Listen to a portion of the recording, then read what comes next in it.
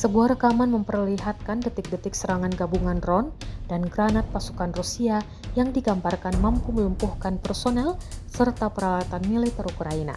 Serangan ini disebut sebagai hasil operasi 25 pasukan Rusia. Dalam tayangan tersebut, terlihat serangan dilakukan secara terkoordinasi, menyasar titik-titik pertahanan lawan. Hantaman drone disusul ledakan granat diklaim membuat pasukan Ukraina kewalahan menghadapi gempuran.